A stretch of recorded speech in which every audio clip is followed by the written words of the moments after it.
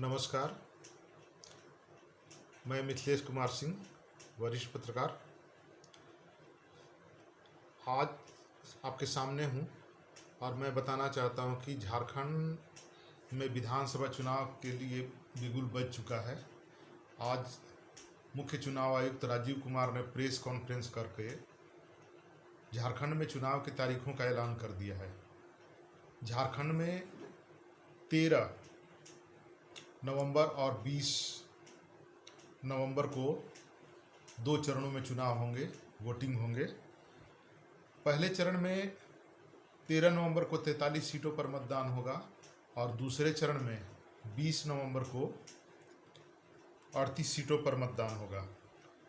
और इन दोनों चुनाव के बाद 23 नवंबर को मतगणना होगी। उसके बाद नए सरकार के गठन होगा। इसके साथ ही महाराष्ट्र विधानसभा चुनाव के लिए भी घोषणा हो गया है, जो महाराष्ट्र में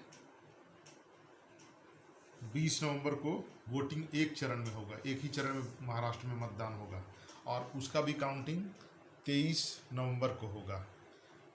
आज के चुनाव के घोषणा के साथ ही चुनाव आयोग ने स्पष्ट कर दिया है कि झारखंड में 13 नवंबर को होने वाले चुनाव के लिए 18 अक्टूबर को नोटिफिकेशन जारी होगा और 20 नवंबर को चुनाव के लिए 22 अक्टूबर को नोटिफिकेशन जारी होगा।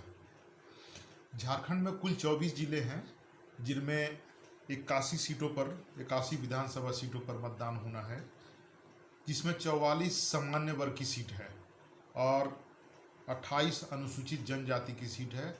वहीं 9 सीट अनुसूचित जाति के लिए आरक्षित है।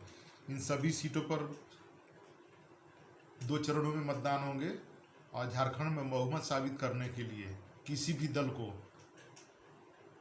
42 सीटों पर जीत दर्ज करनी होगी। और इसके साथ ही चुनाव का बिगुल बजने के साथ ही सारी पार्टियां चुनाव की तैयारियों में पहले से लगी हुई थी, अब जोर शोर से लग जाएंगी। और देखना ये होगा, बहुत ही दिलचस्प होगा कि झारखंड में अगली सरकार किसकी बनती है, क्योंकि जिस तरह से मुख्यमंत्री हेमंत सोरेन लगातार प्रयास कर रहे हैं दोबारा सत्ता में आने के लिए, उसी तरह बीजेपी जो मुख्य विपक्षी पार्टी है, उसने सरकार के नाकामियों को गिनाते हुए लगातार हमलावर है। और ये चुनाव के बाद ही पता चलेगा कि यहाँ पे किसकी सरकार बन रही है। और झारखंड में पूरे मतदाता 2 करोड़ 60 लाख मतदाता हैं, जो 29,562 मतदान केंद्रों पर 13 और 20 नवंबर को मतदान करेंगे। अपने मत का प्रयोग करेंगे। धन्यवाद।